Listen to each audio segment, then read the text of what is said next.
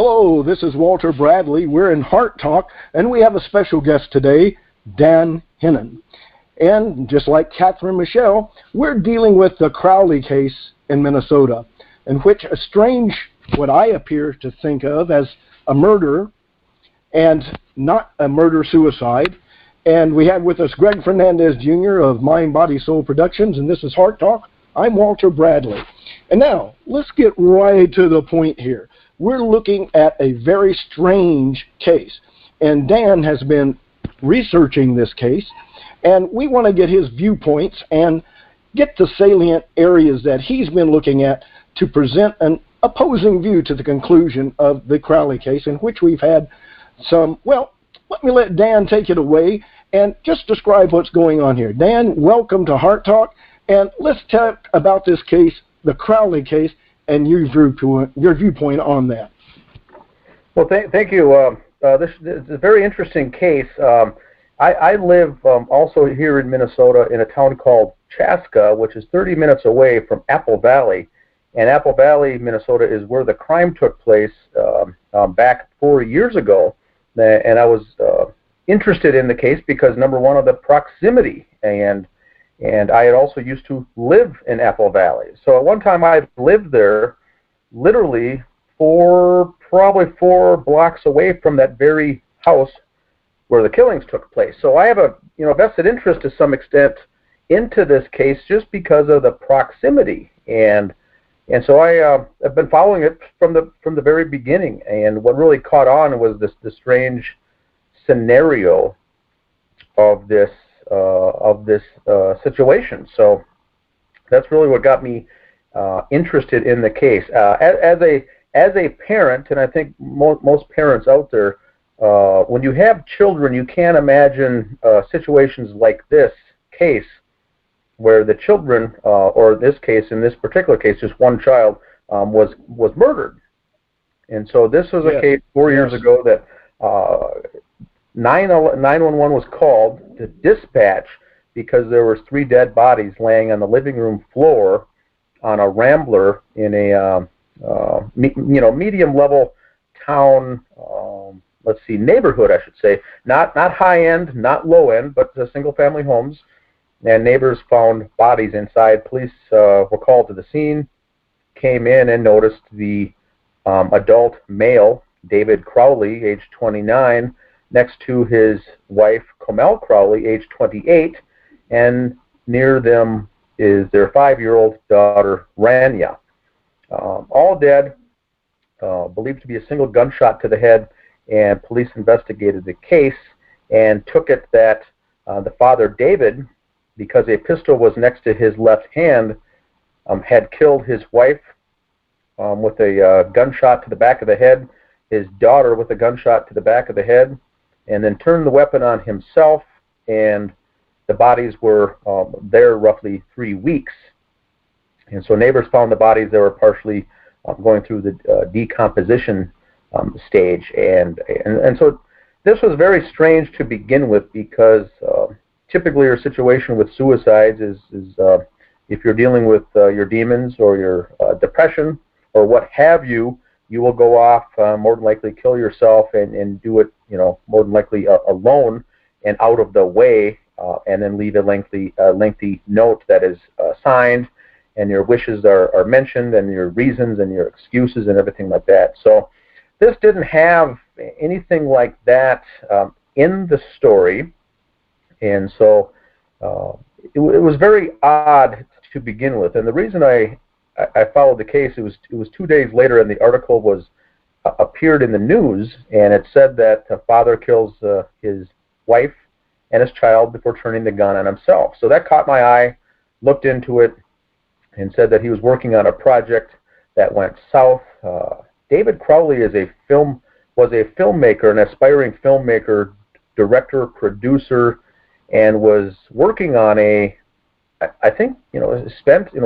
spent a couple, 2-3 years on a project that he was going to produce called Gray State.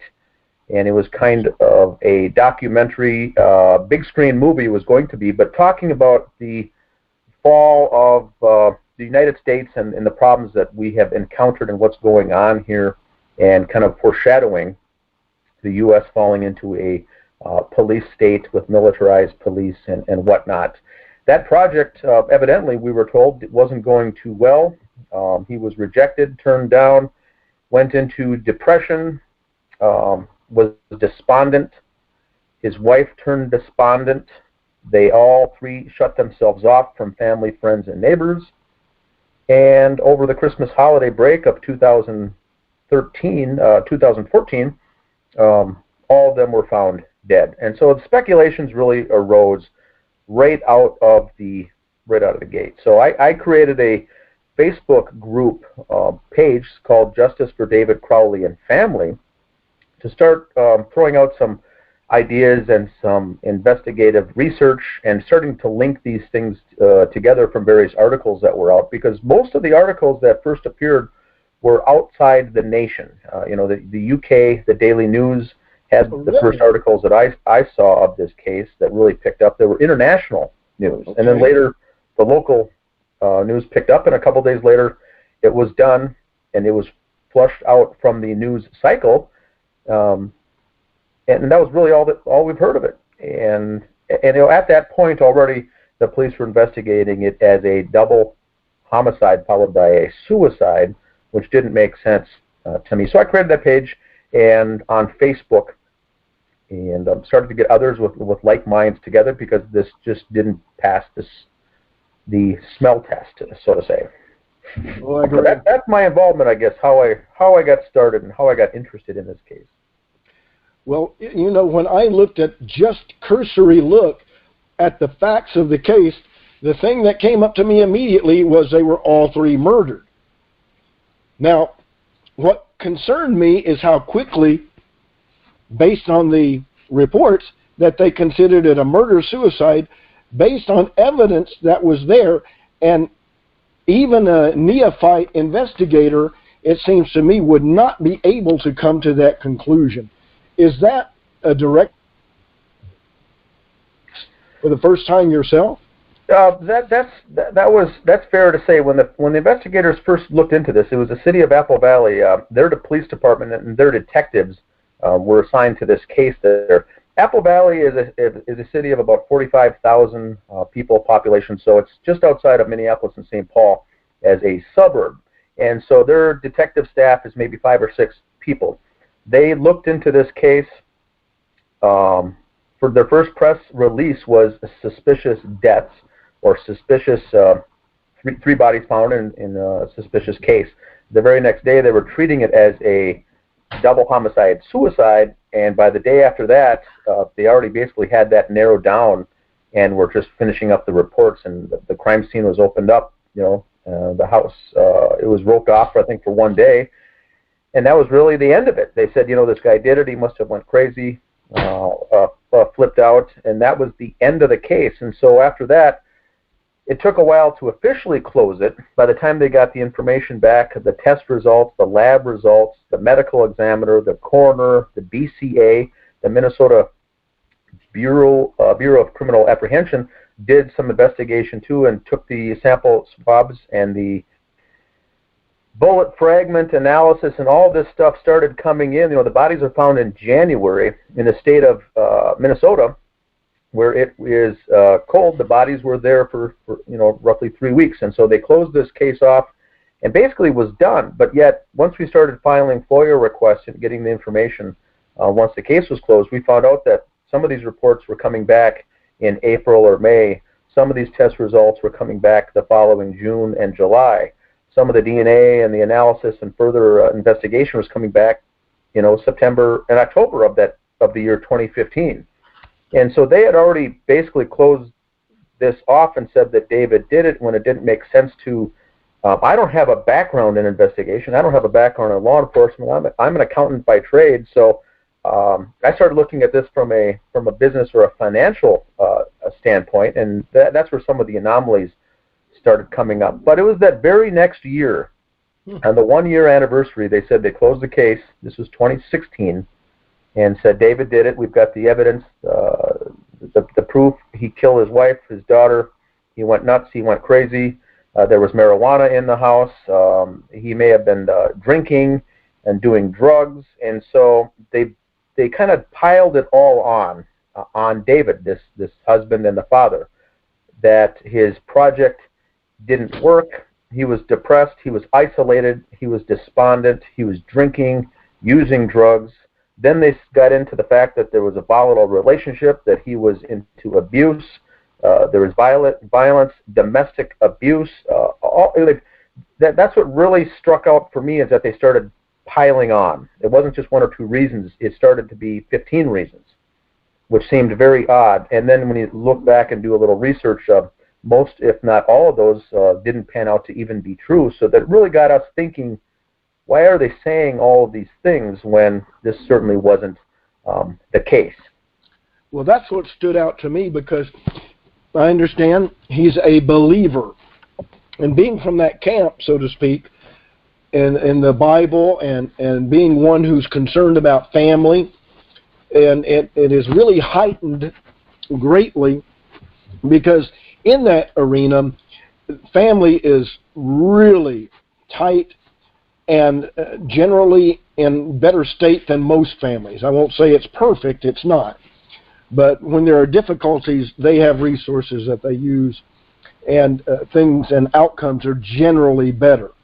In this case, it was strange to me that a man who had that background would blow up and kill his family and nobody knew about any problems. Because generally in a community of faith, they reach out to people and say, oh, I've got some difficulties. And there are people and family members who would know of the problems. I didn't see a real indication of that, in which there was a concern for David or his wife in those accusations that they were, totally depressed. And it would be beyond clinical. It would be, dead to the world, retreat from the world, run away. And I don't know. I don't know how much, I don't know if we know how spiritually involved he really was. How much of a Christian was he? Was he open? Was he private about it? Because I can't find a whole lot. Dan, maybe, I don't know what you found on it, but I haven't found a whole lot to suggest that he was a Christian or a practicing Christian. Yeah, here's what I think. David came from a Christian family, and he had a older brother and an older sister, and then parents that lived in the area. When he was growing up, after he graduated high school, I believe, is when his parents divorced. And so I don't think that, and I don't believe when David's adult life, that he was not a regular church goer. His family was raised Christian, and I think they went several times a year, perhaps. I don't want to speculate, but they were not every single day, every Sunday going. Now, his wife, who was Pakistani, his wife, Kamel, was Pakistani. She was raised Muslim, and so when she came over to the United States, and her family moved to Texas, and that's how he ended up meeting her when he enlisted in the Army. He was stationed at Fort Hood, and so he ended up meeting her. Her family came from a very strong Muslim family. He came from a fairly strong, I guess, above average Christian family, and then the two got married. And so some of the speculation that we don't know is, some say that in order to get married, she had to renounce her Muslim faith and convert to Christianity. Maybe she did that, maybe she didn't. Some say that they were just, religion wasn't that big of a factor in their relationship, so they let it slide. And so we don't really know the case. Now, I myself, as a Christian, looked at it like yourself, Walter. I looked at it from that background, because I thought, well, this just doesn't ring true, the situation here, as far as what they did. What we see is a loving family. Religion was important, but it wasn't on the front burner, so to say. Right. And they were raising their little daughter, Rania, in a very, I think, a loving, healthy, very good relationship, family relationship, and they were starting their own trends and traditions and whatnot. So they were doing very good, I think. Now, that's not to say that they, as a couple or a family, didn't go through their rough spots and bumps in the road, as what came out here. This case is 4 years old, so we've now seen that there were things and bumps in the road along the way. That wasn't all rose-colored glasses. That wasn't all good. but it certainly was not something that would lead someone to, go down that road of murdering their family. Not that that doesn't happen, but as you said earlier, that there was nothing to indicate this level of violence, this level of PTSD was thrown in there too, because he was came home as a vet from Afghanistan and Iraq. So all these accusations came out, and then once we started separating the wheat from the chaff here in this case, then we started to get the true reason and the true clearer picture, should I say, of what was really going on here. And then we started ruling out what is said as far as what the narrative is, or the official narrative, versus what really went on here. And that's how we started deducing what could not have taken place. And that's the best way to look at it, I think, is you start ruling out what didn't happen, then you can back into what more than likely did happen. Yes, and I agree, and I think that this would involve more than one person being involved in against the family. They would have to control it to get to that point, and there's a purpose that they're doing it. There's a motive. You don't kill 3 people like that without there being a purpose involved, a motive and a reason. And he had business associates that they traced as possible people who could have been involved. But I was looking more at the angle of his film that he was trying to get produced.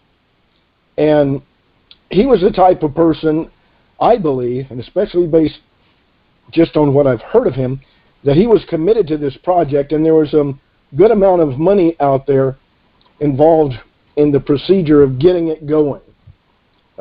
Greg, you had that information, I believe.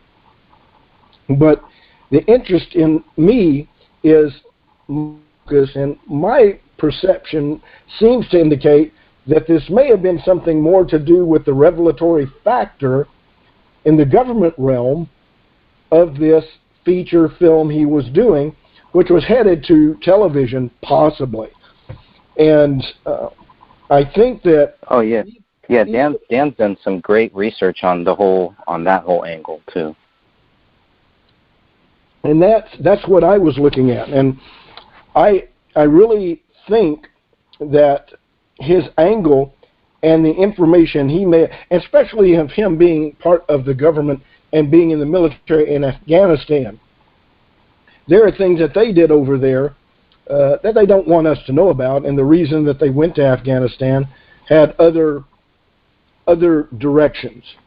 Yeah, that's been some of the hardest stuff to find out about David, is the whole military history. He was only there for, 5 years, maybe 6 years, because he got stop loss, I think. But I've been having a hard time finding exactly. I mean, I get a lot of theories, a lot of stuff, but I don't know. The government was involved in looking up ancient, let's just say, ancient things. And when this all started, even, there was no reason for us to go and, jump Saddam Hussein. All of the things that they were saying were true were not true. They wanted to get into the Middle East, and they were looking for something. And frankly, I don't know what it was, but this could tie into this, because he was there.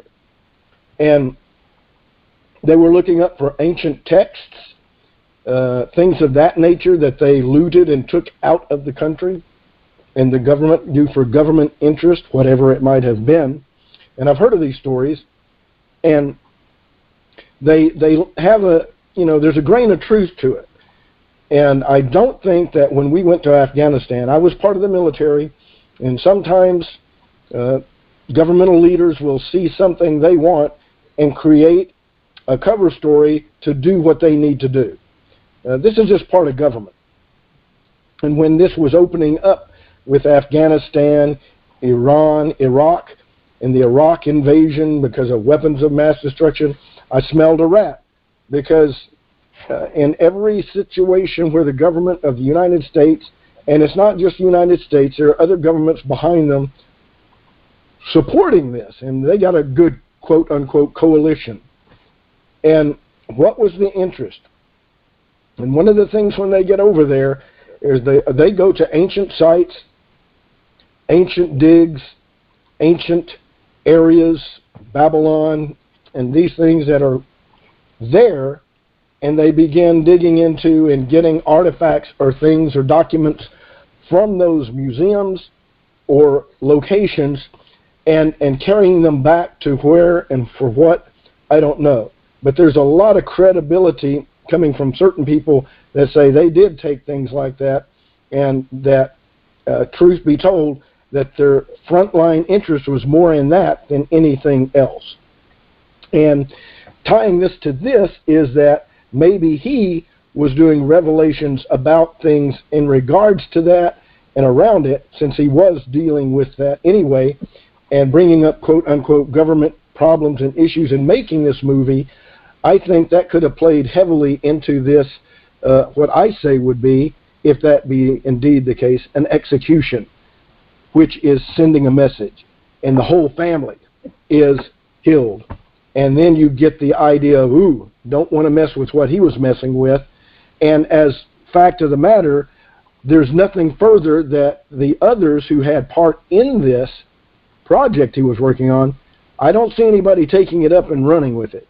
I think it literally was dead with David, so to speak. And I don't know what your point that perspective would be, but it strikes me as very poignant that he was working on this project and that it could have been inflammatory or revealing things that they did not want to have revealed. There are other factors in play in this also, which they tied it to the family. And the thing they don't put in there is anybody from the outside being in there and doing this. They stayed away from that totally, and when it went to the state, they bounced it. They didn't go into it. So it strikes me as something that has been suppressed, but that suppression has to be coming from a source of authority, because generally police will go, oh, this looks bad. Looks like somebody came in and knocked off all three of these, which was obvious to me that that's what it looked like. And then everybody clams up and closes the case. When there's something at a governmental level, they can tell the local authorities, shut it down. And it appears like that to me, from my perspective. So that is something that was never brought up and wouldn't be brought up by any local or state official. And anytime these cases are quote-unquote buried, there has to be an authority base to bring that about. What do y'all think about that? Well, here's what I think, Walter, on that. When this case first broke, a lot of people did think that. They assumed that it was a government hit. They assumed it was a wet work team from within the domestic U.S. an assassination carried out, right. Much like the Philip Marshall case. But the 4 years, as far as looking into the facts and the evidence, 4 years later now, I do not believe that is the situation. David was in Iraq. That's where he became awake. He started waking up. He started getting disillusioned about our government and wanted to come home, get married, and start a life. He got called back to go to Afghanistan. He said, I don't want to go. I don't want to be involved in our military anymore. They said, you're under stop loss. We got to send you back.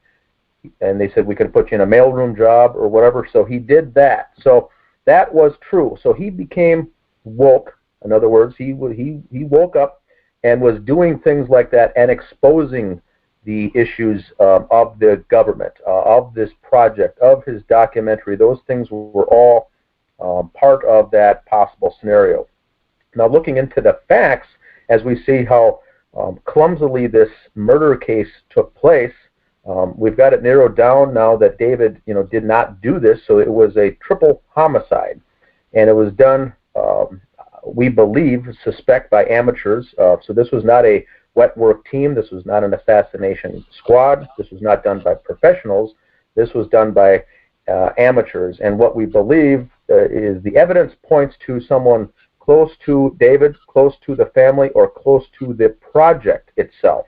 And then it was set up and staged to make it look like a murder-suicide, or even make it look like an assassination by the U.S. Government, or the deep state, or rogue elements in the intelligence. So that's what I think. All those things that you said at the beginning were true. David did awake in the military. He woke up extremely fast. Many of us take many years to start waking up to the big picture of what's really going on. David was very smart, had a high IQ, and was very bright. He picked up this and processed it very fast. So with my background, I looked into the money. Most cases like this, you got to look for the You do have to follow money, motive, and opportunity. And so if it wasn't if David didn't do it, and the government didn't do it, then who else would have had the motive, means, and opportunity to carry this out? So what we heard from the very beginning, and even Greg can attest to this, is we kept hearing that David was turned down by big Hollywood producers and didn't get the contract that he wanted. And so I followed that trail. What we found is that an offer was made, roughly a $30 million deal David was sitting on for his project. He had hired an attorney to start putting this deal in the wheels in motion, and he had a couple of producers he was working with in Hollywood. And the evidence shows now, with the information, is that the paperwork was drawn up, the contract was made. It went from an oral contract to a written contract, and they were going through the final phases of working on the options for this deal. Now, what David needed to do was get rid of the two people that was not investors, but co-founders, I think, and he had business ties with. And they said it would be cleaner for you to do this whole thing if you had just yourself, your own name on this project. And so he agreed with the production company and the lawyer to move forward with just his name on this project. And so he went to the two people that were working on other side businesses with him to disclose or remove their rights, any business rights to the film, the project, the company, and the business association, to remove their rights and move forward. So the first individual, Mitch Heil, did that and said, I'll sign away this so you can move forward with your film, and I'll go my way. We can still remain friends. The other individual was Danny August Mason, who was the main character, I guess, in this movie. He says, I don't think I'm going to be able to do that. I'm not going to be able to do that. So things started dragging out. And so the evidence shows that the $30 million deal was in play. David didn't get the money, didn't get a dime of it yet, but it was still in play. Before they could move forward, he needed Danny August Mason to be removed. And so when we go down this timeline that I put together on a large spreadsheet in Excel, the timeline is very important here, because you see, as Danny is shutting people, getting closure with some of these business associates, namely Danny August Mason, who's been a friend for several years, it was around the same time that his daughter Ranny's birthday party. And so August of that year, there was a birthday party. They had friends and family over and business associates, and Danny August Mason was one of those. Well, Danny already received the letter, the legal legal request at this point to sign over his rights to, he put 2 or 3 years into this project, and now his friend is asking him to sign it away. So it became an awkward setting at this birthday party, and then not much was said.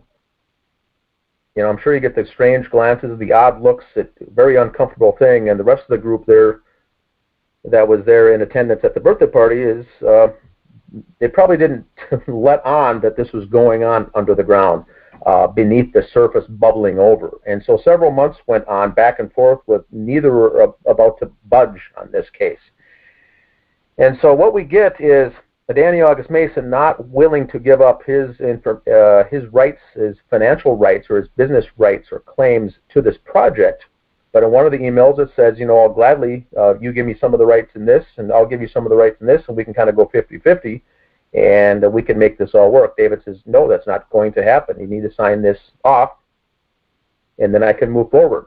Well, that never happened. So next thing we see, the bodies were dead in December, allegedly found in January, and we never get closure to this whole thing. So me, right there, that means we've got some issue. We've got a Danny August Mason issue where he refused to sign over, and so I go now to the paperwork and the police reports and look at how they investigated Danny August Mason, how they questioned him, how they interrogated him. And what we see in the police reports, and the evidence shows here clearly, is that Danny August Mason was asked what was his role in this project. And he said, I'm just an actor. I don't have a connection to it from a business standpoint or a business owner. I don't have a vested interest. I'm just working here as an actor. I found that to be very strange.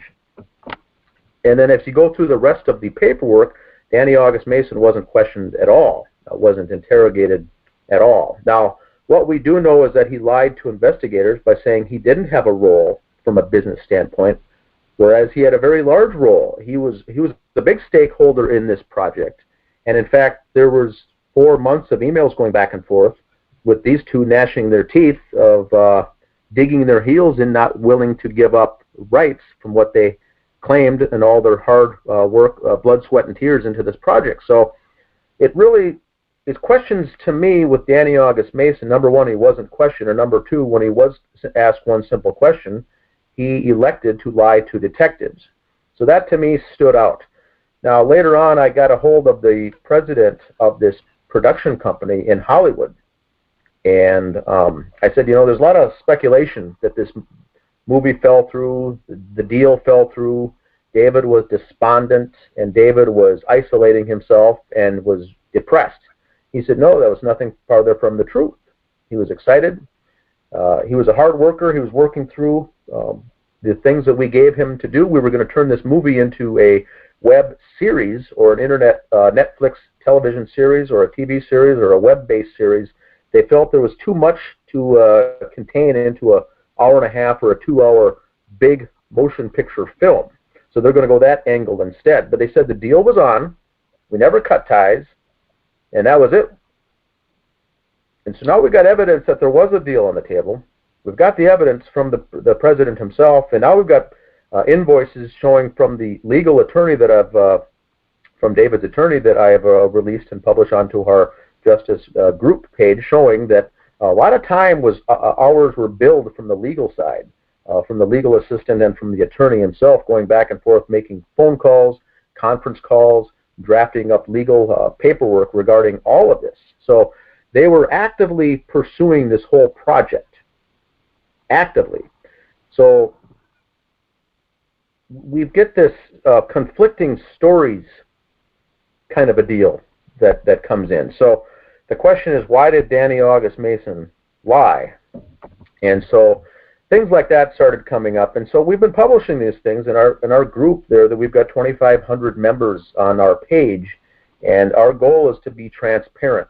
Anything we find out, anything we see, anything we notice from a forensic standpoint, or from a FOIA standpoint, or from banking irregularities, we publish and we push it out there, and we let people make their own decision. We know David didn't do this. Our goal is not to find out who did, but to try to reopen the case and also to reopen up people's eyes that, number one, we've got killers on the loose, we've got murderers on the loose, and those more than likely who were responsible for this may have been very close to David and his family from a working business relationship and a family relationship. So we've got all these different things coming into mix, and all we're trying to do is narrow things down. And so I've got the other things that we're focused on is the conflicting forensics and the conflicting, what I would call the intangibles in this case, circumstantial things that don't add up. And there's so much of them that now they become more than just mere coincidences. And so what would you like to get into next? Any one of those topics? Well, one of the things that come up for me is when you murder somebody and you're in presence in the facility or the home or wherever you are, you leave behind something. You're never clean. And what is the evidence pointing at? I heard of a fingerprint being on the gun. Were you aware of that? That was not David's, and they couldn't quite make it out, but it wasn't his. Was that something that came up? And yeah, there are some good points. There are some good points like that, especially from a forensics, and we try to stay with the facts rather than making opinions and suggestions. So when the police report came out and the case was closed, we were able to get all of this information. We know for a fact that there was no breaking and entering. The front door was shut and closed. The back rear slider door was unlocked, slightly ajar, which was very interesting. The back sliding patio door. And like you said, there was a gun at the scene near David's left hand. David is right-handed. There was no fingerprints of David found on that weapon. There was a partial fingerprint that was unknown or couldn't have been identified. But then in the cartridge, where the magazine slides up into that, it was a .40 caliber Springfield handgun that he had, and the weapons used, bullets used were hollow points, which are also strange enough that you would use a hollow point on a suicide just to simply kill yourself. And so there was a fingerprint in blood on the cartridge, David's blood. So somewhere along the way, David was bleeding. Now we don't know why he would have been bleeding if he killed himself. Now at the end, during that final gunshot, yes, there'd be blood all over from David, but blood, not brain matter, not tissue, was found on that inside cartridge. So he'd already been bleeding when he put that cartridge in, which was another strange red flag. The bullet that killed David allegedly was found in the ceiling, in the attic. It went through the ceiling. There's a hole in the ceiling, found in the attic, and when tested, it shows there was no blood, David's blood, no blood of any person was even on that bullet fragment.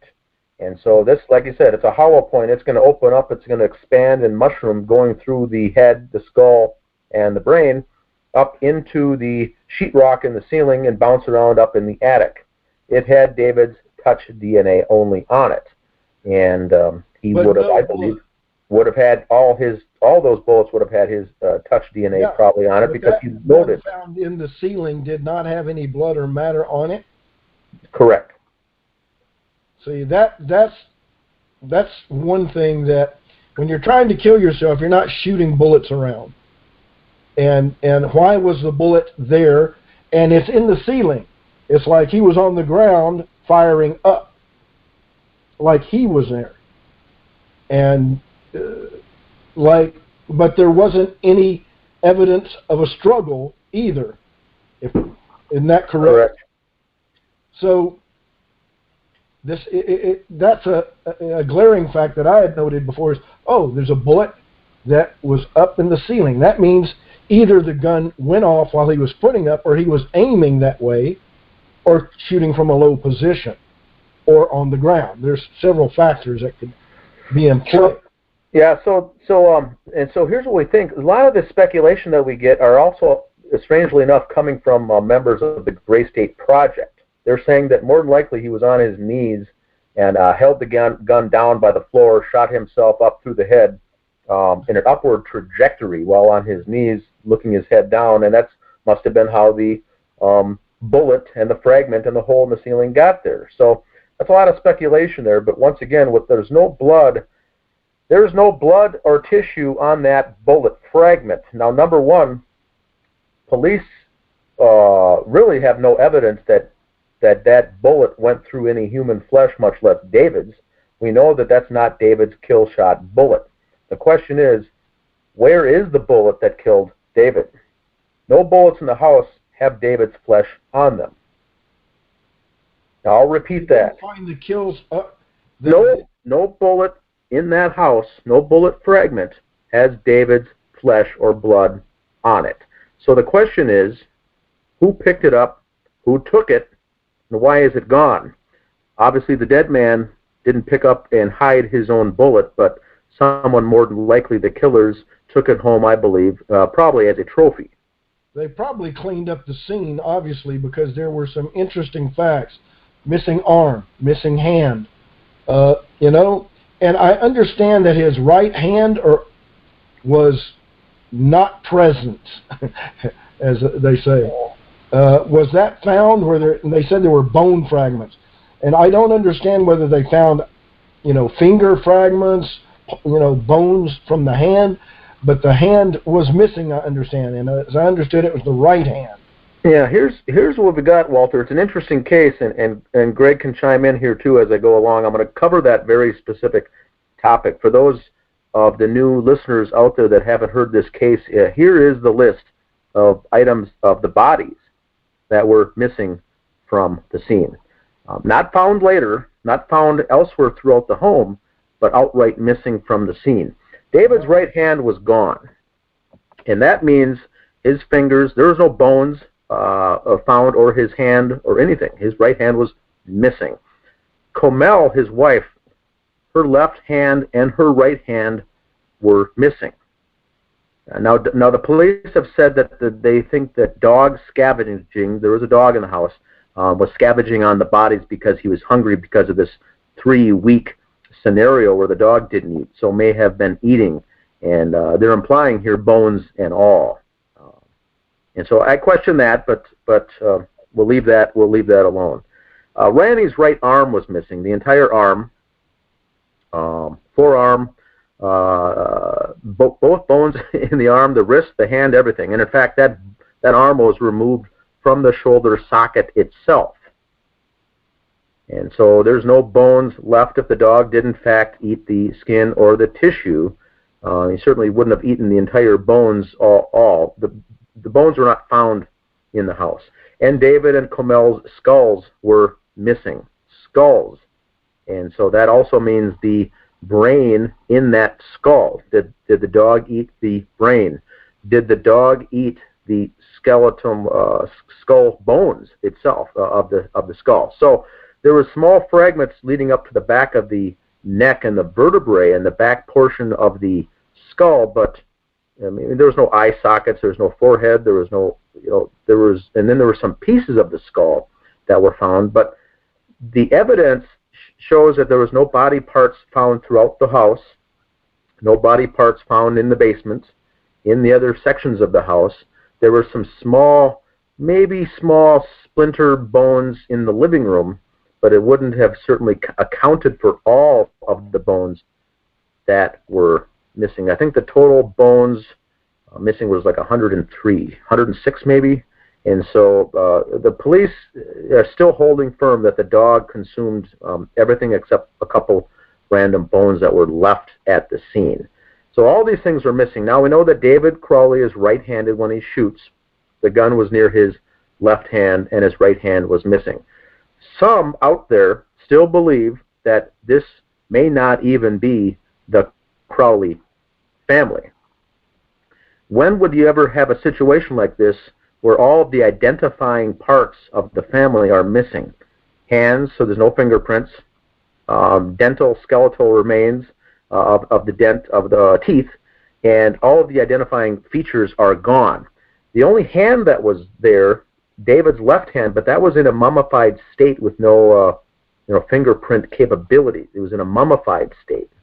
No other body part was in a state like that. So they couldn't take these things. Now, they ended up identifying the bodies due to tattoos, and there was one set of teeth there, which they were able to identify also. So I believe that was the family there, but there are still those out there that believe that the family could have been switched or swapped and essentially living on a witness protection program on some island somewhere. Now, we don't believe that per se, but we're open to all theories. So why would those parts of the bodies be gone, which leads back to the infamous dog? The dog is a 20 to 25 pound beagle mix mid-size, and certainly would be hungry after 3 weeks, but in looking through all of the 476 photos of every inch of that house, there is not one water bowl or a dog bowl, a food bowl in that home.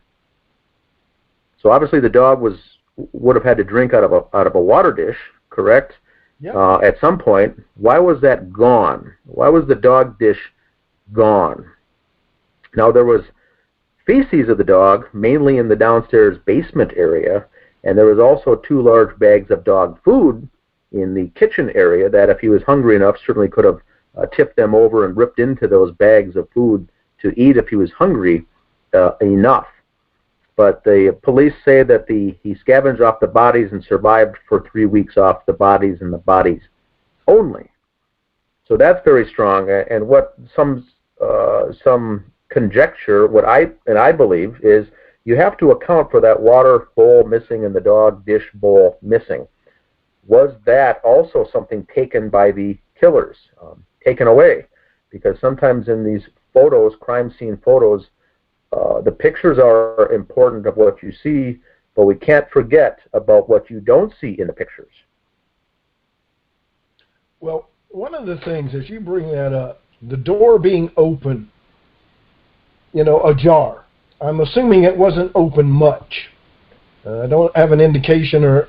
Less than 1/4 of an inch, very small. Dog couldn't have gotten out, per se. Right. So it suggests to me that somebody left but didn't shut. Is this a sliding glass door, I'm assuming? Yes. Or is it okay. That means, I would assume, somebody left out the back. Why wouldn't they shut the door all the way? Why leave it open? They would know what they were doing. And the problem with the missing heads and hands, that's one of the things that stand out to me. No dog could do that, literally, consume the whole head. Yeah, there would be fragments and things if someone was committing suicide. And the police obviously had to overlook that, because that is something that is totally not consistent with a murder-suicide. And a dog, and especially a beagle, that's a pretty small dog. It's not a huge dog. And if he was consuming the bodies, he would eat the flesh. Bones would have little concern. He might chew on a bone, but he's not going to be eating a bone, mostly. That's just pretty much what dogs do. And this, it stands to reason that this was a murder, and that they removed the hand and the heads for a reason.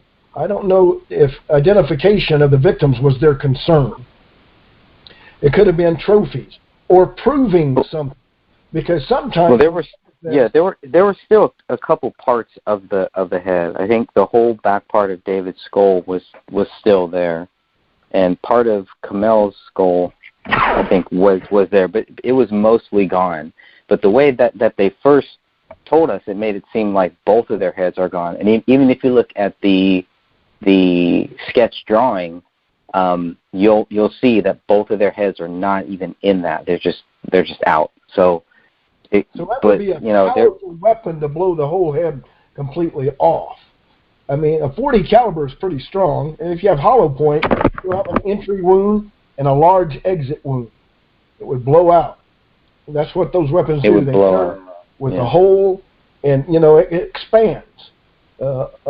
Hollow point. But now, how close would you have to be to cause so much damage that a dog could get some type of credit for that? I mean, I know it's just crazy. They just seem to blame the dog for everything. They might as well blame the dog for the whole crime. The dogs couldn't really do all they're saying, and it doesn't. And there would be evidence of that would prove it, and they haven't offered any. It shows to me that really this was a crime scene that was tampered with. It was. It had to be, because missing hand and an arm jerked from the socket. Now, I'm assuming it wasn't cut, surgically removed. Was it pulled? How was the arm removed from the socket? Because when you pull an arm off, you're going to get jagged rip. There's no indication that I've heard of the condition indicating how the arm was removed. And What we know is that, because that's a good question. People thought that right away. They're like, well, was it scattered or pulled or yanked, the hands and everything, or was it a clean cut? Was there a saw involved that was easily, by looking at it, you can tell that was cut off. By looking at the police reports, there was nothing cut off, like the hands or the arm, like a straight edge, nice clean cut. It looked as if things were yanked and pulled, enough so that it led the investigators to believe that the dog, in fact, ripped these, ripped the bones off from the flesh. Now, the interesting thing is, on all of these body parts, is you get the daughter's arm. Ranny's 5 years old. The arm is missing, and it's noted in the police report that it was pulled from the socket itself. Now, a dog couldn't pull it from the socket, but we also did find, in looking at the medical examiner's report, is that Ranny did have suffered a small fracture of a rib beneath her armpit that was cracked. And so, if one would to lead to believe if that was a human foot getting leverage to yank that off, could certainly account for a fractured rib. I don't believe a dog could fracture a girl's rib, and I also know for a fact that a dog could not pull an arm out of the socket itself. No. Regardless what the decomposition state of the body is. Now, a large dog perhaps, but not this dog we're talking about here. So what are your thoughts, Walter, on that information? Well, first of all, it's a beagle. My dad had a beagle, and I was aware that dog wasn't very big, and when I heard it was a beagle, he cannot rip arms or hands off. And if it were done, there would be parts laying about, and beagle doesn't add up to what they're saying, first of all. And with that fracture, that means there was some leverage and something to brace for the pulling action. Somebody it shocks me that someone would want to rip an arm off, but that's seemingly, based on evidence, what has happened. And on David, ripping the arm off. Now, was his wife, Camille, what was missing on her? Did she? Both hands. And she was lying down, Greg, and let's confirm this. She was lying on her stomach with both hands removed, and her arms were crossed underneath her, and they blamed the dog at ripping off the hands, which means he would have had to nudge her up to even get at the hands, because the hands were crossed underneath under the breasts, and the hands were missing underneath her. So the dog, I find that hard to believe the dog doing any of the damage on Comel's missing hands whatsoever. Well, that was what I first thought, was that those hands were crossed. But if you look at that sketch, it actually looks like so she's lying down, facing west. Her head is facing west, and her right arm looks like it's over her head, and that hand is gone. And then it looks like her left hand is under her stomach, and that hand is gone too. So I first thought that they were both crisscrossed, because I couldn't understand how the heck, even if a dog did do that, there's no way it could do it unless it's grabbing at the hands and rips them apart or something. But and there's look at that sketch. Yeah, there's another thing to note as well, Walter. You may not have seen the picture or the diagram, and what Greg is saying is correct, that one of the diagrams does show the sketch that the arm was out. Now, where Comel was laying, face down on the living room floor, was not out in the open for the dog to be able to get at both arms. She was kind of tucked in close to a sectional couch on both sides. Near her head and near her right side was a sectional couch. So even if the dog had access to one of the hands, I can buy that. I can believe that. It doesn't account for the other hand, which is either under her or up against that couch, a sectional couch. And so we've got a little problem here. One hand Perhaps the dog did, but certainly couldn't have done both of where and how she was lying. So once again, we keep running into these roadblocks that, things. That's a big one. I'm going to have to write that one down because I keep forgetting about that one. That it was post-mortem that the hands and arms were removed. Hand is under her, but it's... See, the thing is... How does the dog eat the hand and then put it back on her? Okay. See, he didn't, Greg, and that's the catch, because even if one hand was available, the dog could have had it, but the problem is Comel's missing too, so they screwed up. The staging of the scene had made many mistakes here, and that's how we narrowed it down to that these were amateurs who did this, because this was done very haphazardly. Can we kind of stay on the hand for a second here? Go ahead, Walter. Now, I think you're... I'm curious, because this bugs me. Why, if you're killing them, why would you want to remove it? And the fact is, there's going to be identification of the bodies. If you don't want them identified, you get rid of the bodies. You just make them disappear, and people wonder. If this was professional, they would have taken care of the dirty issues after it. This does come out. And and the missing arms, what was the point? The missing hands. I don't think that had anything to do with identification. I don't think that was post-mortem. I think that was there beforehand. In fact, I don't think they were killed in this house.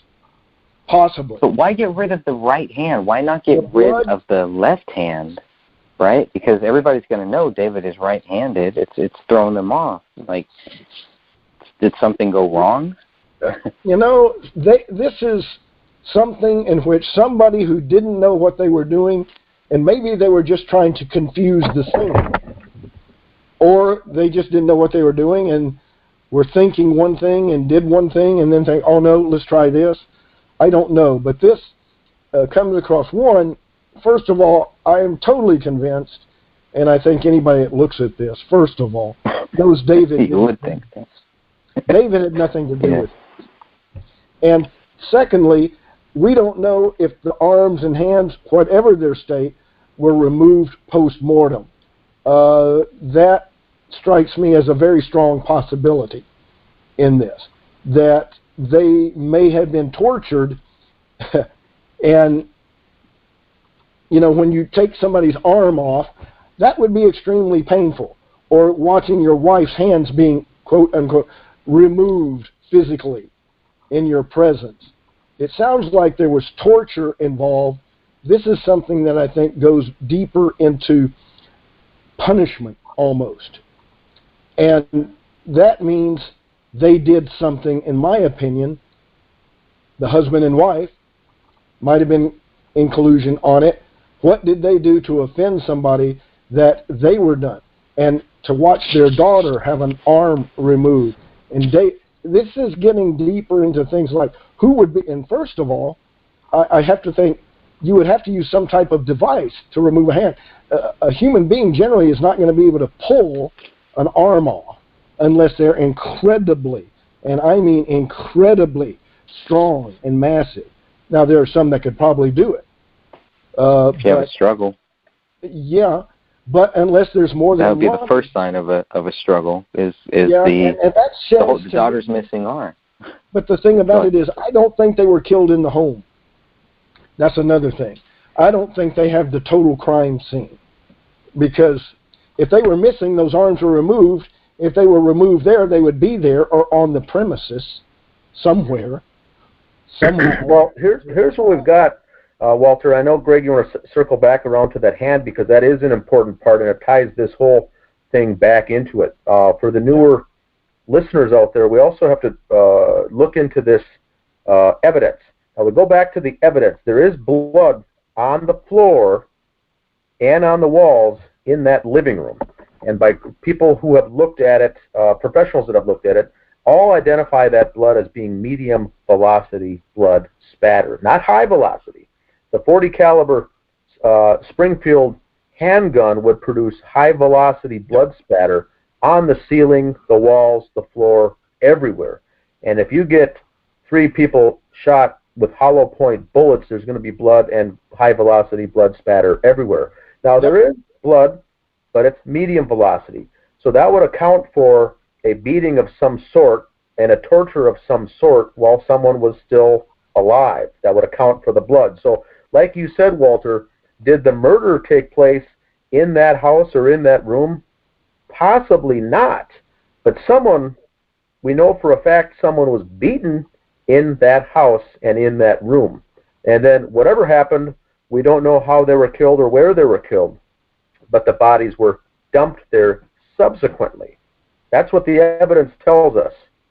What are your thoughts on that? And then we can go back to that hand, Greg, because that's Comel's hand. She's laying on her stomach. On the couch was to the right side of her. Her right hand was either underneath her, crossed underneath her, or laying up against that couch. Either way, the dog had no ways to get at it, and her left hand was either out or tucked underneath her, potentially to have. But remember now that the wife, Comel, was Muslim at one point in her life. Of the three bullet fragments that were found, was there 4 bullet fragments that had flesh on them? 3 were attributable to Comel, 1 to the daughter. So instead of everyone getting shot once, the evidence supports the fact that Comel was shot up to 3 times herself and had both hands removed. And there was blood writing on the wall that says Allahu Akbar, and there was a Quran at the scene on the floor opened up, covered with blood then as well. So it also had a Muslim Islamic extremist angle to it, which I think was also done by amateurs who made it look like some sort of scene, but someone had a big vengeance of some sort toward Comel, the Muslim. The whole thing had a Muslim angle to it. David looks like he may not have even been the primary victim, but someone's blood was there on the floor that resulted from a beating, and we don't know whose blood that was. I don't think it says. Do you know, Greg? No, I don't. No. This is one of those things where I think this was multiple sites that they were dealt with, and were done. It had his daughter and wife killed and dropped there, and they finished him off there. There's different scenarios that come up with the thought here. Right. And right. I think, and it could have been possibly an honor killing, in that she disgraced her family by marrying an American that was tied to somewhat of a Christian background, or that could have been a possibility. Definitely. Definitely. And the thing is, or somebody staged it to make it look like that. Right. It could be that. It can only be one or the other, right? It's either one or the other in that. And that angle I thought about. And one of the things Muslims do in the ancient world, when you cut off the hands and the feet or the head, that was to show they were cut off. They were unclean. They're no good. And that could be true here. But if you're an experienced hitman and you know the culture and you want to kill somebody and get away with it, you can make it look like it is that. So that angle has to be considered to some extent because of the disfigurement of the bodies. And it would be consistent with the Middle East style honor killing.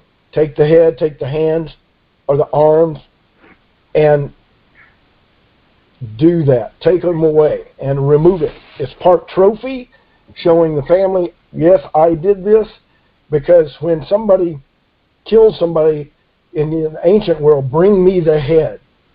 Show me that face that I can see is dead. That's good. Then I know you've completed the task. So that. Yeah, but there's still some of the. I mean, how much of the head do they take? Because if we're talking about the whole head, then again, it's all like they have to do is take enough so they can get a facial recognition. Well, they probably could have got his whole face. I mean, there's literally just the back of the skull cap left. There's nothing else there. So it's interesting that most of the, if you shoot somebody in the head, the whole head will be there in pieces. And if it's missing, somebody took it. And they had a reason for doing that. And generally, in the old world style, that would be as an identifier that this has been done and that somebody sent somebody to do this. That's another angle. And especially... It still doesn't, I mean, it doesn't explain why the police... I mean, how does anyone who does something like this, how do they tie it to David, and how do the police fall for that? Well, the fact of the matter is, this is not tied to David whatsoever. He may have been... But they're making that tie. I'm saying from their view, why would they do that? But, it's not from the evidence. I can't see the evidence. That's the total point. Well, that's logic, if you want to bring logic and truth into it, sure. And this is the point. So this is something that's not, plausible in this case. This case is really a disaster. Well, everybody knows that.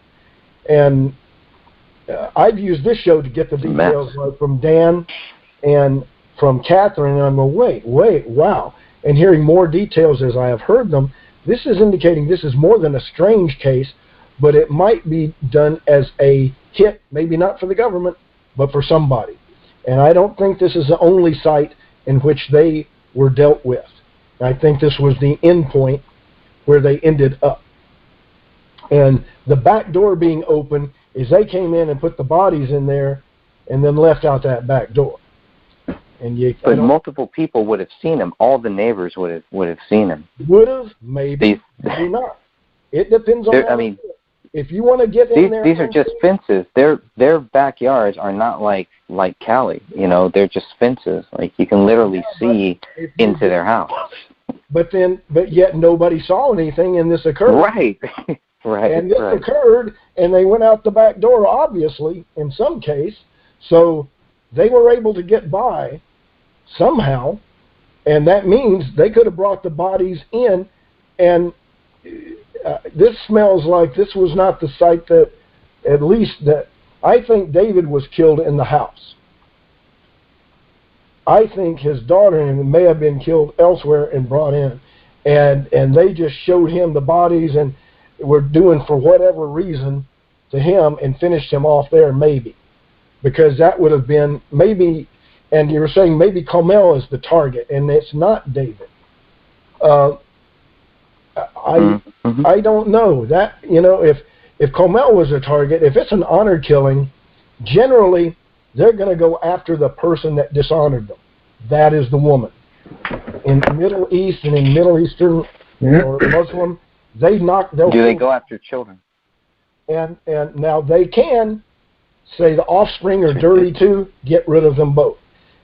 If this was the case and David came in on it, you have a tie-in that could have been true. Because they said, he sees this, he sees me, got to get rid of him too. And it was more than one person doing this, though. I think there was more than one person involved, that they possibly were Muslim. I don't believe the gentleman involved in the project would have killed his family and friends, killed his friend and his family, and killed the daughter and the wife. He would have been mad at him. It's not them that were there. So that eliminates him, in my opinion, first off. He does have motive, though. I mean, there is motive there. And I'm not accusing him of anything, but there is some... He would have wanted to catch him alone and off him. He wouldn't have wanted to kill the little girl he knew. Get the next of kin, right? You get the next of kin. We haven't brought that up yet. He knew the daughter. He knew the daughter. He knew the wife. What angst, or why would he want to kill them and add insult to injury? That's not anything except somebody that wants to punish the head of the house. That comes from a Muslim angle, to be honest. So I don't think the partner... But have you ever seen an honor killing like this, where there's Quran pages ripped out? how does someone They who would is not doing rip some the honor Quran. killing, that would go against that. That would That would totally go go against against writing Allahu Akbar in blood on a wall in their victim's blood. That would go against that. That's I true. think. However, unless they're infuriated, and that's, I mean, there's a Or they're Muslim not a real Muslim. infuriated, yeah, and could have been accidentally done. That can be attributed. When they were doing an honor killing, say, "Oh, I hurt the Quran when I was," but you were doing the right thing. So I tend to look at this as a possibility. Like Waco. Well, yeah, you get somebody in a religious fervor of honor and desecration and wanting to restore your honor and to punish the one who brought the dishonor. This seems to line up, and the removal of an arm, hands, and that, and maybe desecrating the head is a very virile way of demonstrating the judgment, quote unquote, that should come upon an infidel. And that's well, there were people that said that there was a hand found in the basement of that house. Okay. And that turned out to be just more lies. And I believe that was also Sean Wright. Wasn't that Sean Wright, Dan, or was that Mason Hendricks? Or maybe both. I forget. Potentially I do both. remember they told me that. Yeah, I think it was both So too. this doesn't, I know it's not David Crowley that did this. In my opinion, it's strong evidence that it is not. In fact, I think it's pretty clear evidence indicates he didn't do this. I think we can all agree with that very quickly. Second, that it was more than one person involved in this, and that this may not have been the total scene of the crime right there. Do y'all agree with that? Because that's what I'm seeing. This may Correct. not have been the final and only place these people were harmed. But you would need a police cover-up. Yes, there's definitely something weird going on here, and there's no evidence that David Crowley is guilty. But if there would still need to be a reason why the police are covering this up. That's another one that's also bothering me when it's so clear cut that David Crowley is not guilty. Why would they care? They're putting themselves at risk. I mean, they're making themselves look bad. Why? Well, Why go to such a length here? Well, the thing that comes to mind is it was so horrendous, one.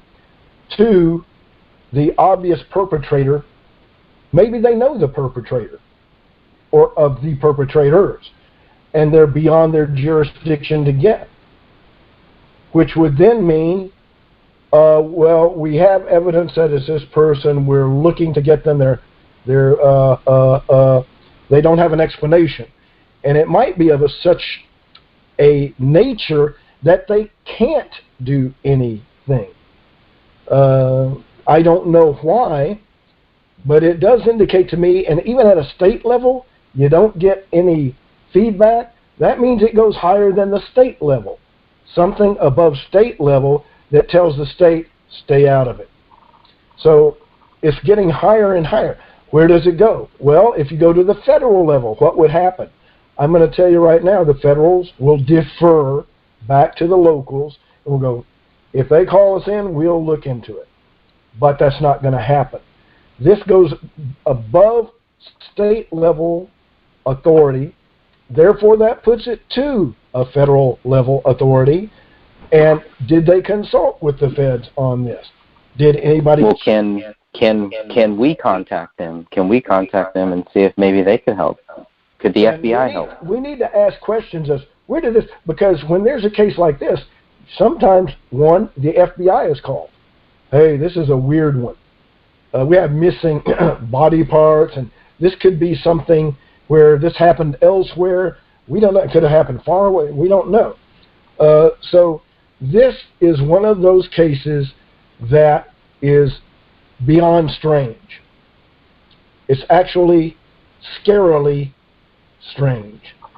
Who would want to remove arms and kill a 5-year-old and remove her arm? That's not normal.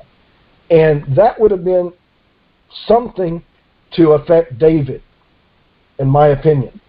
The torture, when you see your wife and child in trauma, it drives you nuts. And if you can't do anything, you go, you're out there. So I see torture in this, first of all. And the fact are there any signs of torture that we would find in the autopsies? Well, you could. Contusions under the skin, you'd have bruising. But the torture may have been just the removal of the arm, the hands. And it seems like a stepped-up procedure. You would start with the hands. Oh, look at your wife's pretty hands. Oops, there it goes. Oh, and her arm. Oh, my goodness, look at this.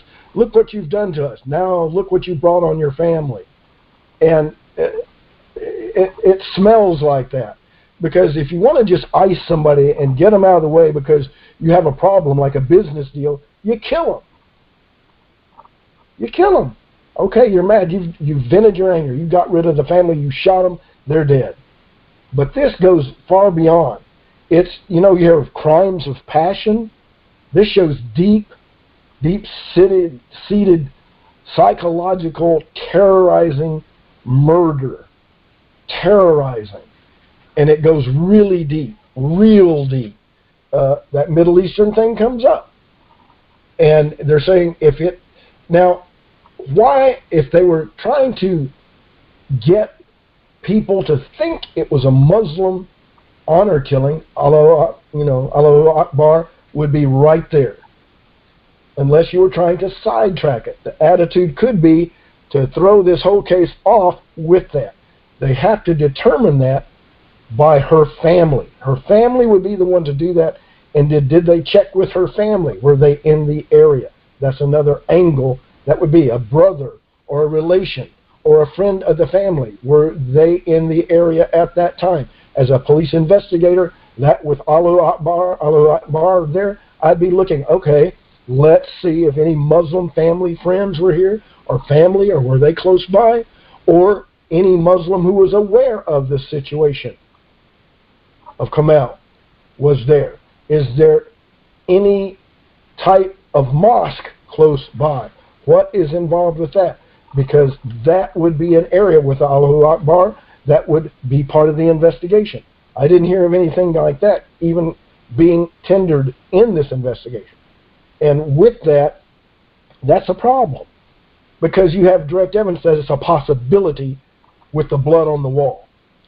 And with the arms and hands and the heads as they were, that's another indication possibly that there was an honor killing, and the removal of the head, hands, and arms were a part of that's the judgment that's on you.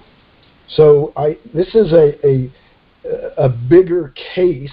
And is her family of royal blood? Or is she part of any family that is part of the hierarchy of Saudi Arabia or any official in the Muslim world? That would come into my mind. Let me look at that angle. That would tie into this, and especially in the way they were killed, and that the evidence indicates is possibly not the only crime scene. So I see lots of problems in this that needed to be addressed, which seemingly didn't even come into the perusal of the officers or anybody investigating this from this horrible crime, which was not David Crowley. And I think that the killing of the whole family indicates possibly a Muslim thing, because our Muslim sister has committed, a hate crime against us. We're going to kill her. Oh, and the offspring, they're dirty, they're unclean, they're made from this guy, and that's anathema to us. Get rid of her too. That would line up with it. And the only other thing outside of that would be somebody who's psychopathic. If it was just a random killer that came in on them and did this, he would be a severe psychopath, and to qualify it as a suicide murder would have a psychopath out there. This is a deadly conclusion to this case, because the people who did this, or those who did it, are still in existence out there and can do it again. To whom? Nobody would know. But this is a very severe breach of justice, not only for the family, but for the community, because those people could be local to that community and they're still there. So these are problems that I see that are pushed aside by the state level, like I said, and do not have any in further investigation, at least that we can see. They may have looked further and went, oops, they go to a certain point and find out enough that they go, now we have to leave it here. Publicly investigated, maybe not. But there might be those who have known it, and if you talk to officers, I remember Greg saying they won't talk about it. That means somebody has muzzled them, and it's not just they don't want to talk about it. They have been told, you will not talk about it. And that illustrates an even greater, higher than state level, coming down from somewhere, federal, maybe, or maybe not. It could be something outside of that which has influence in their police work that says you can't get it, you won't, because this is who and what did this, and if you don't want it to happen again, just leave it alone. We dealt with them, leave it there. So there is that distinct possibility, and it's not a great thing to think about, but sometimes the police are hogtied by higher authorities that say, leave it alone. I know you're disgusted. We know who did it. You know now. Leave it alone. Be quiet. Because it's at this level, we cannot do anything. And that's why I was concerned about if she, Comel, was tied to anything royal, because this goes up into her hierarchy of the Muslim faith and leadership. Could it have had something to do with that? In which it's consulate level or above. And then they would just say, drop it, leave it alone. And so this smells like that. It just looks like it, it smells like it, but it doesn't mean it's that totally. Like I said, it could be a distract to push it that way, in which it is not. But the fact that the police aren't looking at it may tend to point that direction. That's not my final answer, but it is something that I look at critically and think that it has great import in here just based on what it is.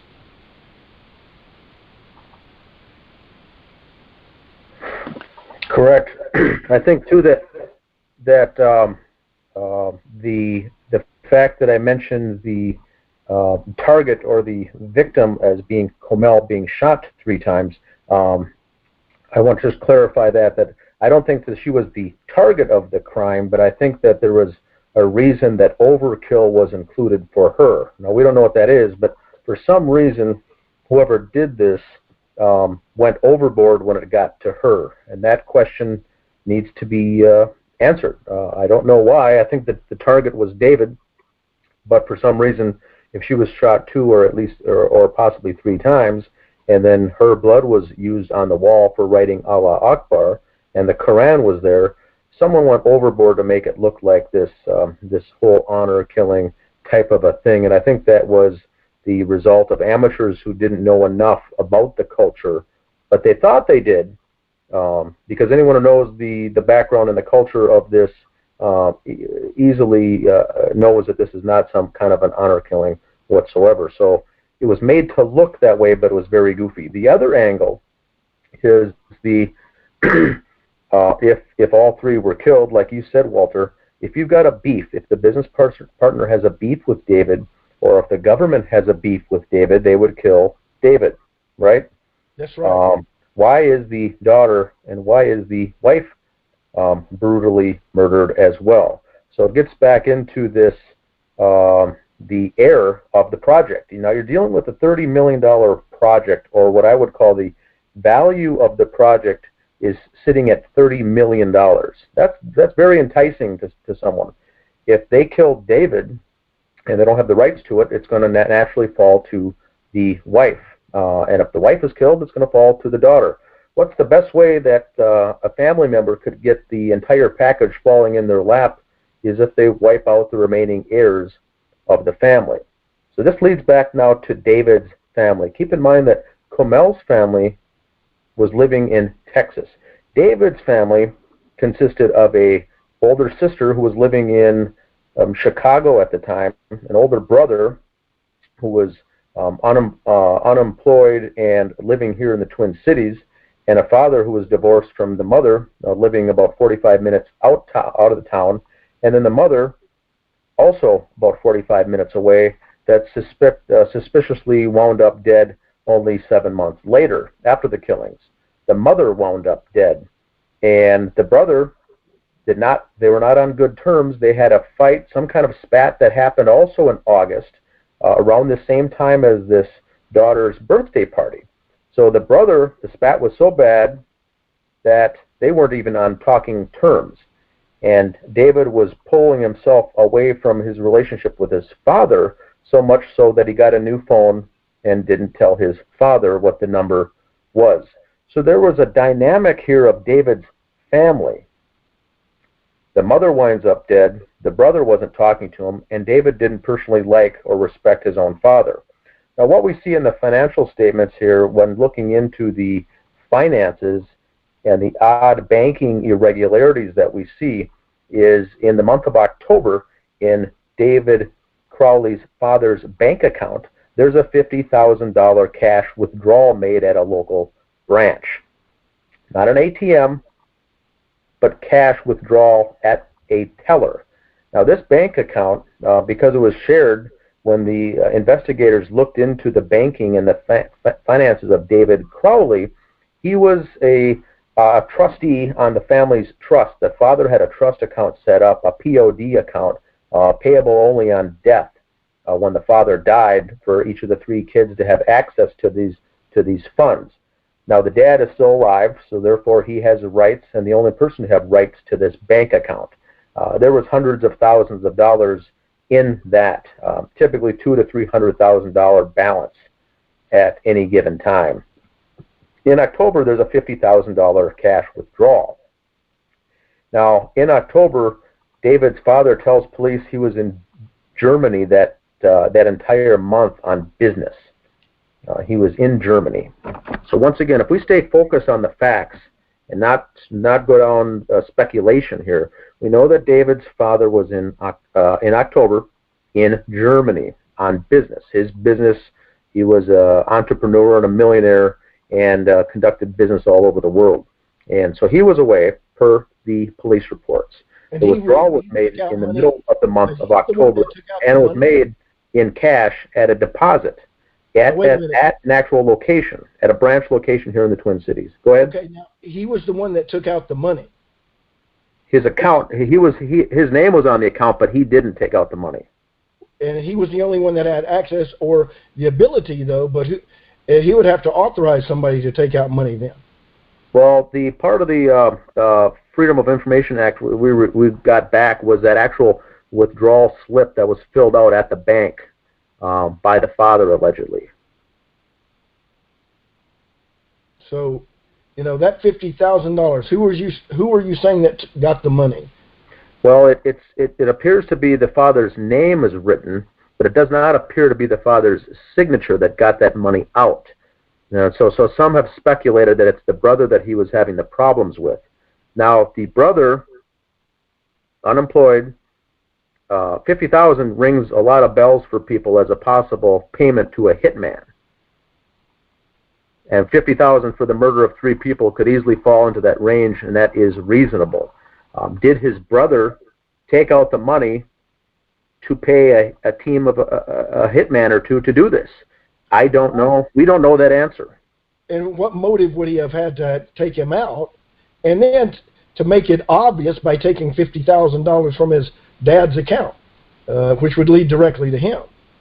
Well, that family would land that movie script into their lap if the remaining heirs all died. That gets back to the reason that all 3 had to die. If you go down the scenario of why all 3 died, not that it was an accident, not that someone walked in and surprised someone, but all 3 needed to die for that project to fall into the family's lap of the Crowleys, the remaining Crowleys. Now, the mother would not have liked that one bit. The mother was the only one who questioned that David did this at all.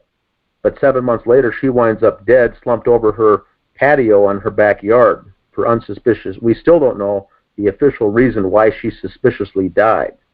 They don't have any autopsy report on that? The only autopsy was she's got gastrointestinal problems, and she was an alcoholic and drank a lot and had recurring problems in her gut. They didn't say exactly why she died, but she was just found that way by her boyfriend, after midnight one night, sitting outside in the month of August. And that was quickly brushed aside.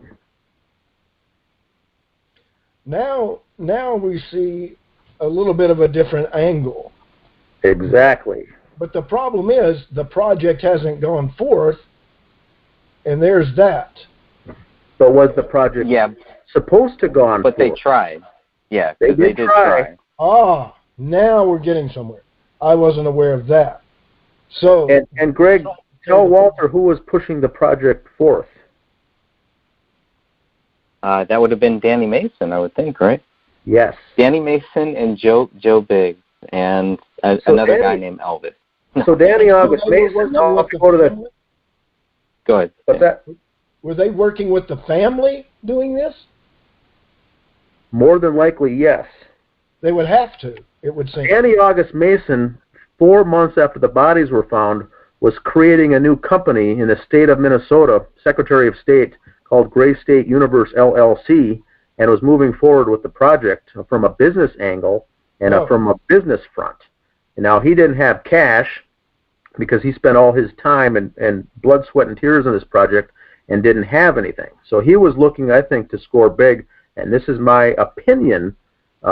He needed to get a hold of that script, but the only way to get a hold of that script is to get in close with the family, whereas that family, the remaining heirs, would be eliminated from the situation and it would fall nicely into their lap.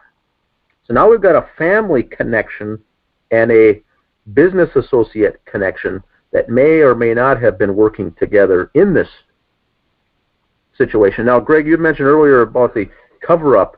I just wanted to say to Walter and the other listening out there, I firmly believe the cover-up of this murder took place at the federal level after the killings. They were not involved in the conspiracy of the killings themselves. I think they came in later to aid and abet the cover-up itself. These are two different events in my mind. The cover-up came in later. It had nothing to do with the feds, had nothing to do with this in forward, but they're certainly involved, in my mind, 100% in the cover-up, in the aftermath of all this. That means there has to be I would definitely agree, 100%. There has to be a tie there. There has to be a link that can pull that into view. So you just got to have friends in high places. That to happen, there has to be a purpose for it. The feds and nobody take any cover-up unless they have something that they are getting out of the deal. Now, if we made a suggestion, Walter, if I was to tell you that in this Gray State project there may have been 1, 2, or up to 3 people that were informants at the federal level or plants that were set up to infiltrate David's project, that would be normal, in my opinion. Which we think is the case. So now we're dealing with connections that were possibly informants set to infiltrate, because I do think that the federal government did have an interest in David's project. So he had people, there was eyes and ears on the inside of this project, I believe. I would concur with that. Now, when I set up this justice page on Facebook, the only threats that I received right off the bat came from the person that we believe is one of those informants. And that would make sense why they would want a page like this shut down looking for the truth, because if he is involved and if he is an informant and connected to the subsequent cover-up at the federal level, that would really cause some of these players some angst. And now I think it's all tying together. Well, it certainly lends credence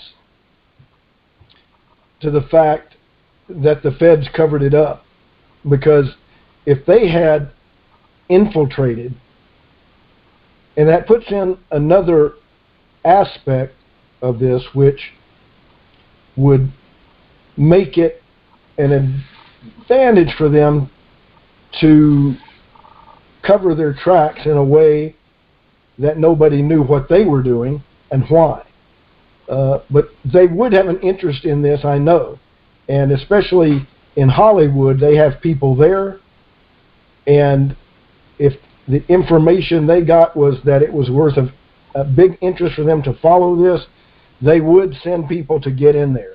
And they have the right people to do that. Yeah, let's say they had a high-level informant who did something that they shouldn't have done, and now somebody's got to cover their tracks. That is exactly where I was going. And because of national security, blah, blah, blah, blah, blah, blah, blah, blah. And that would excuse, quote, unquote, this altogether, and would be a national security cover, so that would cover every jurisdiction and everybody. And there would be no way this case would get open no matter what anybody said, did, or brought forth. And that is where the threats come in.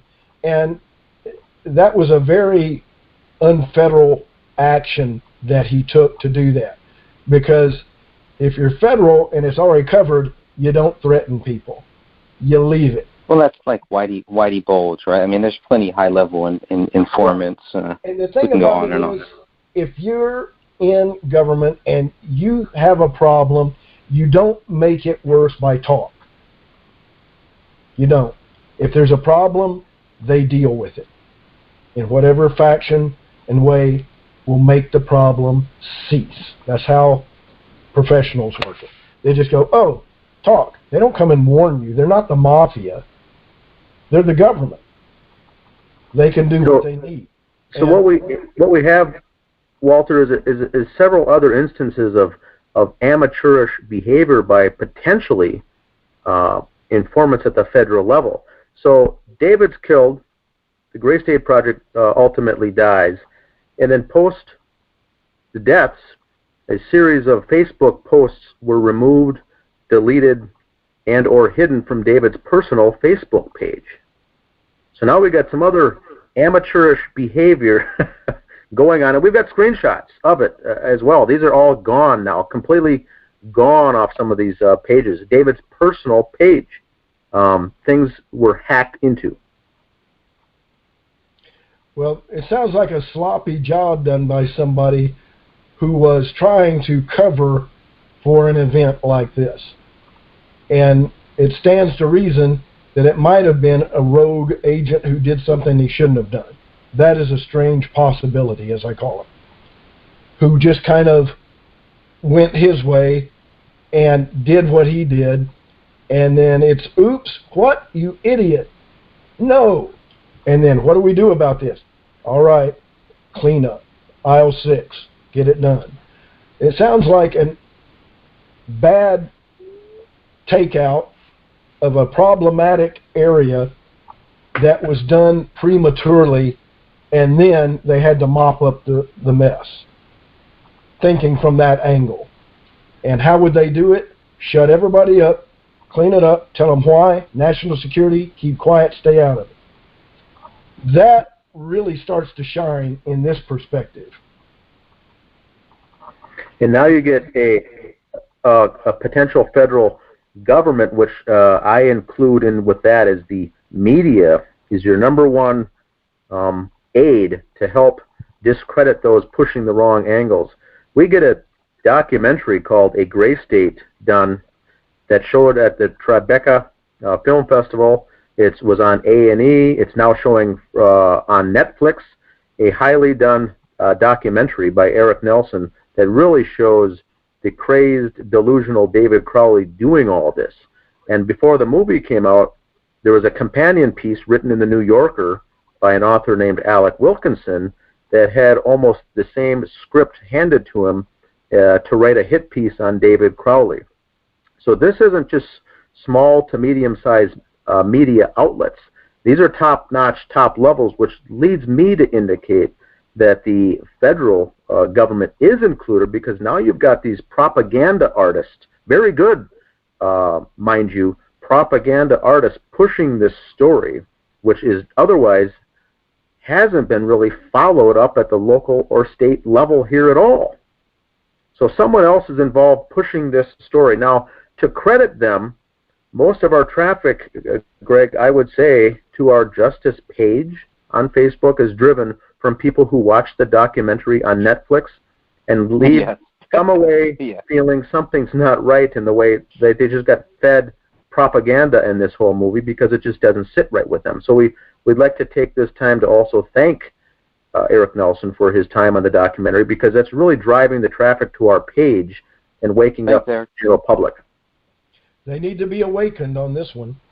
But now, knowing some of these other facts, and I assumed, based on his project, that the government would have noticed, and especially if he's going to Hollywood, that information would have gotten back to them very quickly.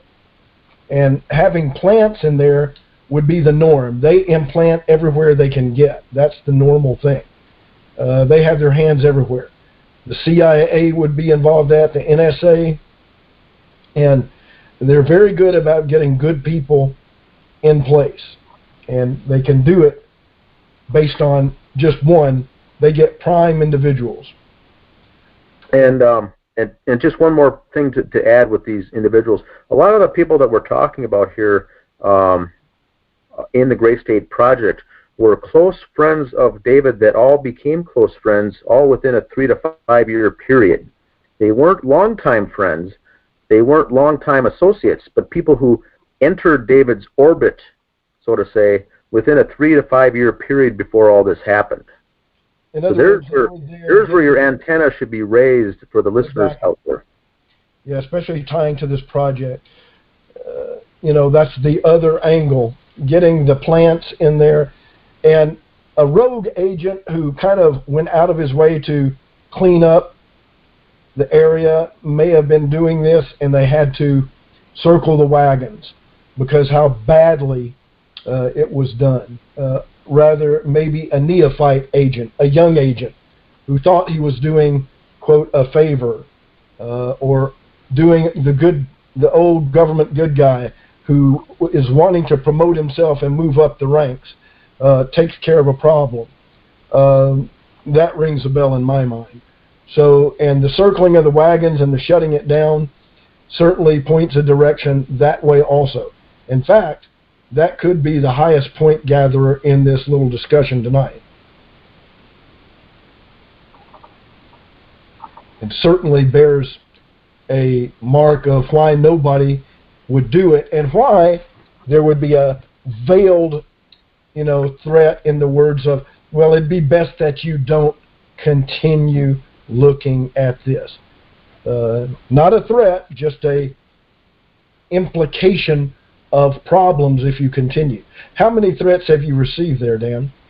A handful of threats like that, mainly to shut it down, don't talk about it, and also the strange comment that I heard several times is, look, we've got this covered, leave it alone. I thought that was very strange. We've got this covered, we've got people on it. Now that tells me greatly. Right now, this is at a level this is at a very high level.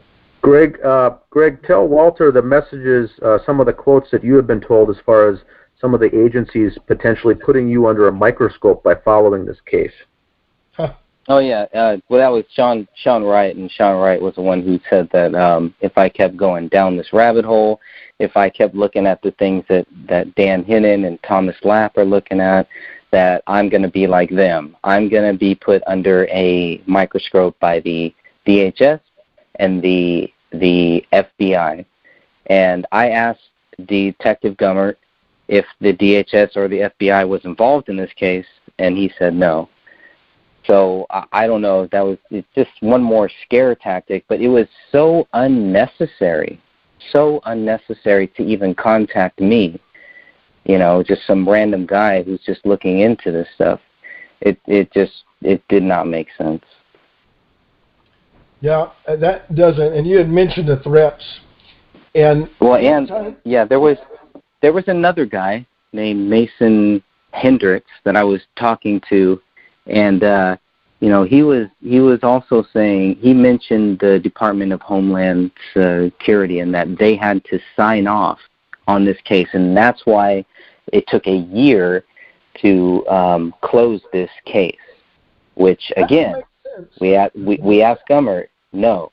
Now, these are the same people that said that there was a hand in the basement. Again, we asked Gummer. He said no. So what are these guys doing? Well, he wouldn't necessarily want to talk about what's their end game. And he would, the reality is, if it is a higher level government, the lower level guys are not going to say, yes, it is, first and foremost.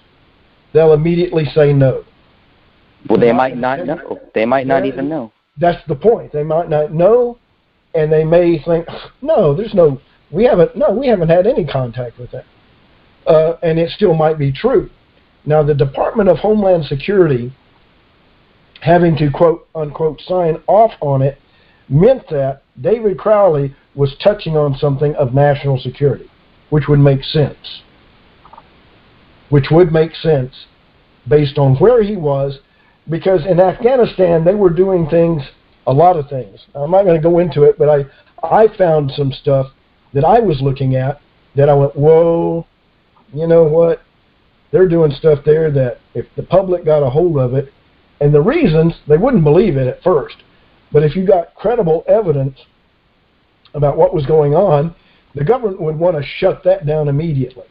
Obviously, in my opinion, just my opinion only, not saying he did, but I think he was digging into things that were part of a government operation that was ongoing and might still be ongoing, and that they do not want to be public in any fashion due to their objective, complete the mission.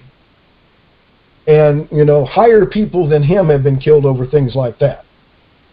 And up into congressmen and people that are going into areas that they should not, as they determine from an authority base, sometimes based mainly in the Pentagon or tied to that, the military-industrial complex, which has many things that they do not want out there. And they are willing to obfuscate, eradicate, kill, and do whatever. And now that I get all of these other facts that I wasn't quite there on, this, like I said, to shut down a state and local government, you have to have diplomatic power at the high levels or federal power at the high levels. And based on the information of the project and this, I think it's in the federal international level in that, and that's why it is shut down. And that's why I think, realistically, as much as we can talk about it and do these programs, I am assuming that they're going to want to keep it just the way it is, for whatever reasons. My thought is the reason is they had an agent involved. He did something that was traceable because of the mere fact of how the crime scene was left. Was a bad decision on his part because he was doing it, quote, for the greater good, whatever that means. And due to the fact that he was maybe trying to go only for Mr. Crowley, but daughter and wife came in and oops, and or he included them to get information, and it just was done.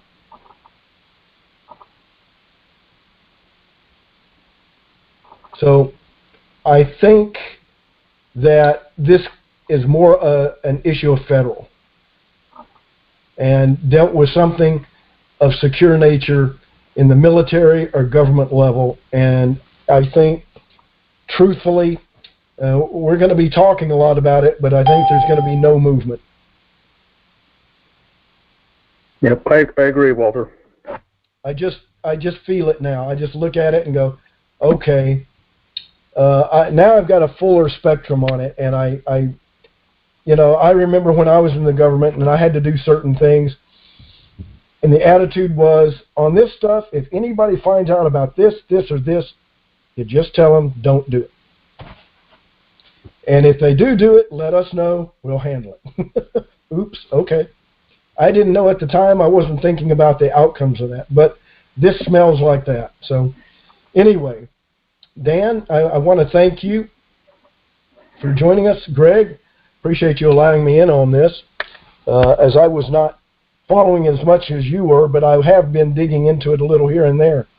And getting these facts, I now see a government angle that is preemptive over everything. And I think that this was maybe a rogue agent or an agent that was instructed to do one thing and went beyond the pale and hit the wrong notes, and they had to clean up the mess. And they're not going to let that go. And so we've come to a conclusion point where it is, we kind of have an idea, truly, I think, of what it was, but our progress can't get much further unless we go rogue ourselves and go into areas and do it quietly. You can't just, with these types of situations, you can't just run with it, because it could end up badly. And I think they're serious in saying what they're saying based on that, and it doesn't frighten me. I'm not frightened of people. I follow the Father, but when it gets to this point, the Father would say sometimes, well, let me handle it at this point, and maybe that's where we are. And they can't escape things. And nothing, I'm a man of faith, so anyway, that's my take as Walter Bradley here. And Dan, you've filled in a lot of the holes that I needed to, along with Greg here tonight. And I see this as an area that is pretty much one of those that you'll never progress beyond where they're willing to let you go, in my opinion. And I think this is one of those boxed cases, meaning, it's all boxed up. You may want to open that box, but they've sealed it. And there might not be any progress. As much as we want justice for this family, that justice may be delayed until the last day, so to speak. And but in that, there's no escaping it, from my perspective. And any final comments before you go, Dan? No, just like to thank the members joining the group, and we're going to continue on and look for justice for this family and move forward under the realization that nothing will probably ever come of it, but at least we're announcing the truth. Sorry, what was that? I said, but at least we're pronouncing the truth. Yes, exactly. I agree with that. But thank you so much. All right. Thanks, Take care. Have a good night. You do. Take care, man. Thanks a lot.